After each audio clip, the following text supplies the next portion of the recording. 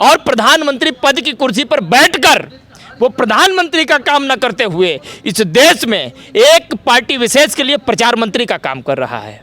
मैं बड़ा लॉजिक तरीके से आपको बता रहा हूं। व्यक्ति समुदाय से आते हैं वीरेंद्र सिंह और झूठ बोलते हैं कि मैं इस्तीफा देने जा रहा हूं कि जनता ने इस्तीफा नहीं देने दिया। ये झूठ ठीक उसी तरीके से है कि जब प्रधानमंत्री ने कहा था कि मैं 15 लाख रुपए दूंगा देश की जनता को, आपने मना किया था मत दो। मणिपुर जला नहीं, मणिपुर जलाया गया। मणिपुर सुलगा नहीं, मणिपुर सुलगाया गया। और इन सभी स्थितियों का जिम्मेदार प्रधानमंत्री नरेंद्र मोदी और यह सरकार है। और इसीलिए मणिपुर की जनता कह रही है कि 2024 में हम सिर्फ तुमको सत्ता से बेदखल नहीं करेंगे, हम तुमको इस देश की सीमा से ही बेदखल कर देंगे।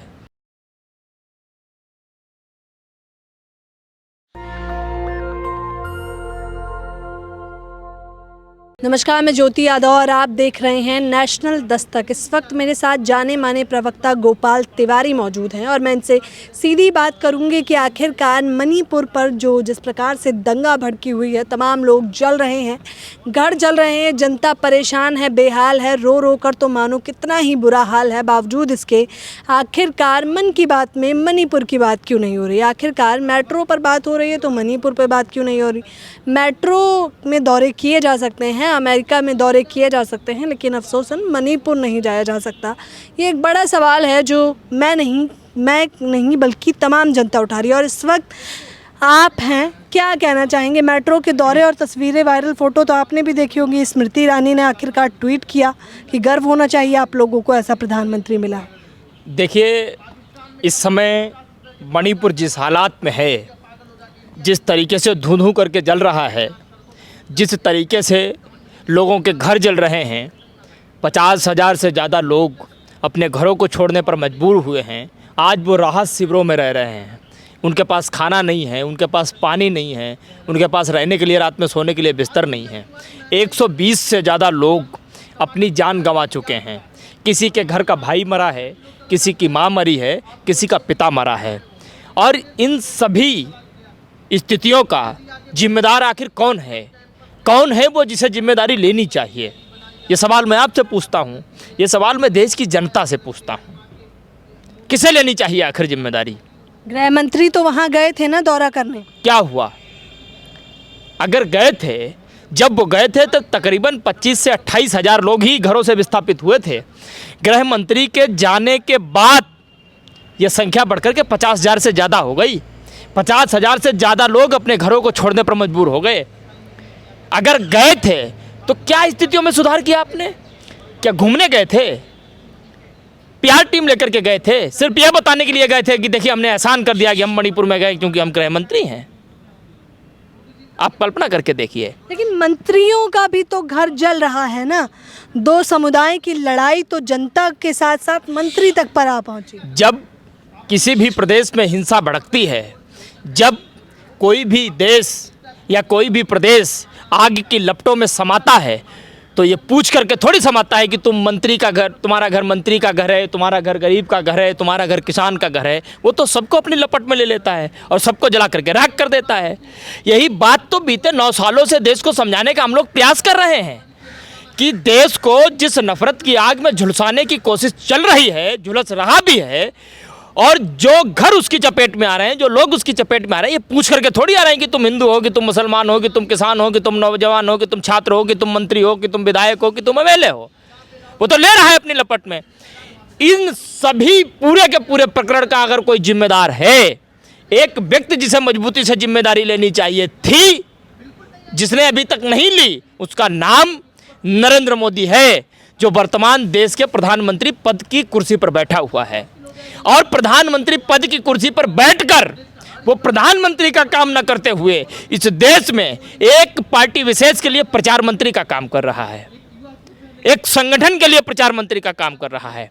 और इस देश में लड़ाई बीजेपी और कांग्रेस के बीच तो है ही, लड़ाई पक्ष और विपक्ष के बीच तो है ही, लड़ाई एक नेता और अभिनेता के बीच में भी है। नेता अपनी जनता के बीच में है, नेता 14 राज्यों का सफ़र करता है, नेता अपने लोगों की बात को सुनता है, नेता लोगों के दुख दर्द में जाकर के खड़ा होता है, लोगों के दुख दर्द को साझा करता है। नेता मणिपुर जाता है, 50,000 से ज़्यादा विस्थापित हुए लोगों से राहत शिविरों में जाकर के मिलता है, बच्चों से मिलता है, छोटे छोटे बच्चों के स्कूलों में जाकर के मिलता है, महिलाओं से मिलता है। लेकिन नेता को, एक अभिनेता अपनी पूरी ताकत से उसको रोकने का प्रयास करता है। और जिस वक्त नेता मणिपुर में जाकर के अपने लोगों से मिल रहा था, उस समय देश का अभिनेता हेलीकॉप्टर में बैठ करके अमेरिका का दौरा कर रहा था, अमेरिका में घूम रहा था।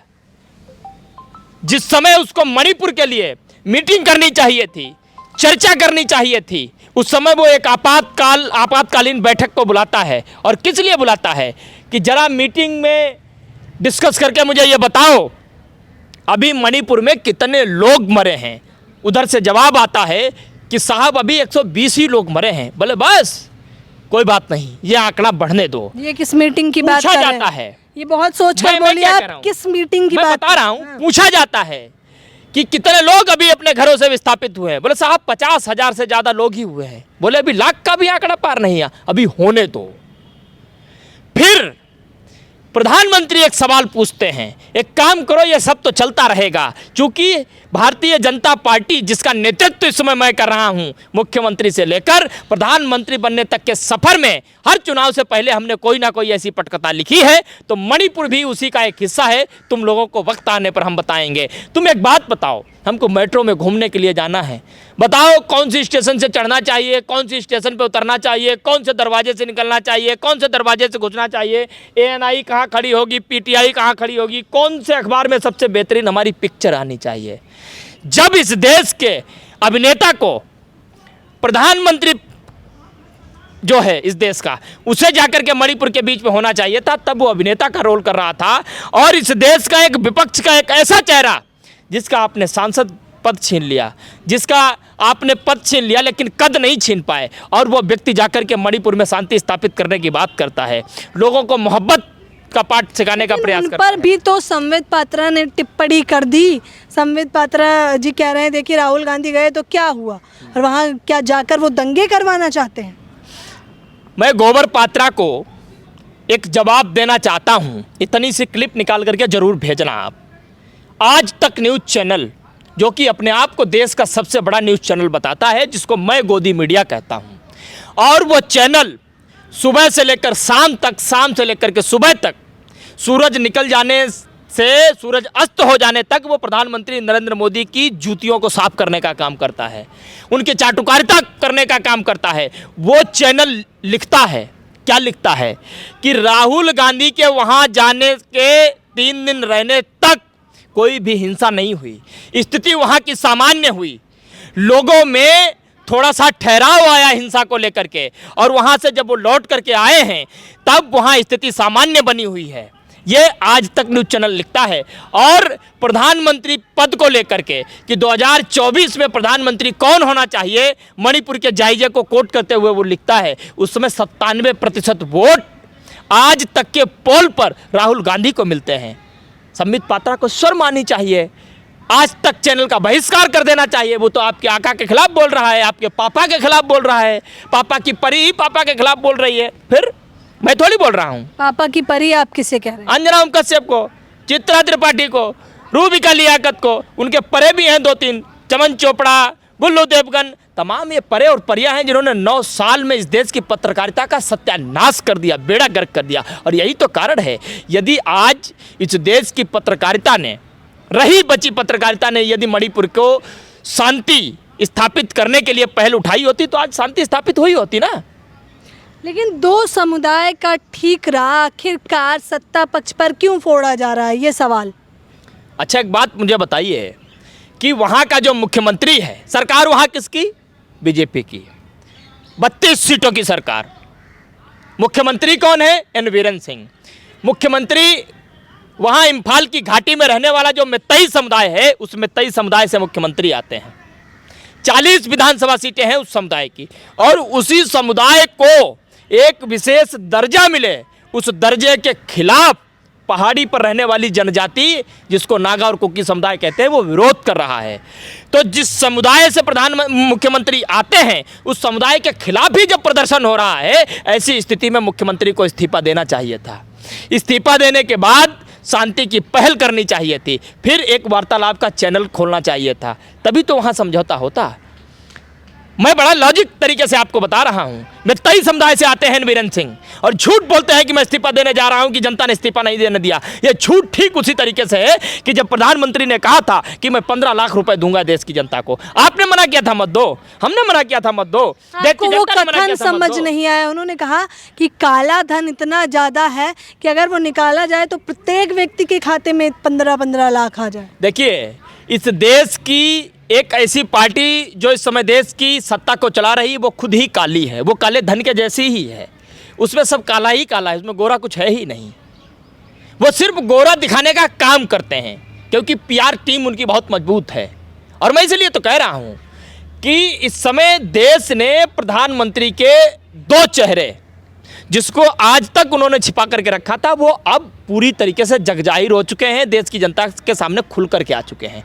एक चेहरा वो जो वोट पाने के लिए प्रदेशों में जाता है, लच्छेदार भाषण देता है, जुमले देता है, झूठ बोलता है, और एक चेहरा वो जब उसे प्रदेश को जरूरत होती है प्रधानमंत्री की, शांति के लिए प्रधानमंत्री के बयान की जरूरत होती, तो प्रधानमंत्री मौन हो जाता है, मुंह में फेविकोल लगा लेता है, मुंह को सिल लेता है। 2 तरीके के चेहरे देश की जनता को स्पष्ट समझ में आ रहे हैं। और इसलिए मैं कह रहा हूं कि यह लड़ाई एक नेता और अभिनेता के बीच में है। नेता मणिपुर में था, अभिनेता अमेरिका में था, नेता राहत शिविरों में लोगों के बीच था, अभिनेता मेट्रो में घूम रहा था। और इसीलिए उस नेता के पक्ष में मणिपुर की जनता एक बात कह रही थी कि तुम खुद आना नहीं चाहते, प्रधानमंत्री को किसी को भेजना नहीं चाहते, हमारी मदद करना नहीं चाहते, शांति स्थापित करना नहीं चाहते, और जो आ भी रहा है शांति स्थापित करने के लिए उसे रोकना चाहते हो, क्यों? और इसलिए मणिपुर की जनता चीख चीख करके एक बात कह रही है कि जिस तरीके से तुमने मणिपुर की जनता को जलने दिया, जिस तरीके से तुमने हमारे लोगों को मरने दिया, जिस तरीके से तुमने 50,000 से ज़्यादा लोगों को घरों को छोड़ने पर मजबूर होने दिया, मणिपुर जला नहीं, मणिपुर जलाया गया, मणिपुर सुलगा नहीं, मणिपुर सुलगाया गया। और इन सब स्थितियों का जिम्मेदार प्रधानमंत्री नरेंद्र मोदी और यह सरकार है। और इसीलिए मणिपुर की जनता कह रही है कि 2024 में हम सिर्फ तुमको सत्ता से बेदखल नहीं करेंगे, हम तुमको इस देश की सीमा से ही बेदखल कर देंगे। तो आप देख लीजिए कि किस प्रकार से आक्रोश है आम जनता में। और साफ तौर पर ये एक बड़ी बात है कि मणिपुर क्या जला है या जलवाया गया है, कि क्या मणिपुर में जो भी 2 समुदाय की लड़ाई बताई जा रही है, कुकी और मैतेई समुदाय में, क्या वो सोची समझी साजिश के तहत किया गया है। साफ तौर पर ये एक बड़ा सवाल है। इस पूरी खबर के बारे में आप लोग अपनी प्रतिक्रिया देना बिल्कुल ना भूलें। कैमरा पर्सन तौहिद के साथ ज्योति यादव, नेशनल दस्तक। नेशनल दस्तक की आपसे गुजारिश है कि अगर इसको बचाना चाहते हैं तो नेशनल दस्तक को सब्सक्राइब करने के लिए रेड कलर के सब्सक्राइब बटन को दबाएं, फिर बेल आइकन की घंटी दबाएं। नेशनल दस्तक को बचाने के लिए बहुत जरूरी है कि हर खबर को शेयर करें, लाइक करें, कमेंट जरूर करें।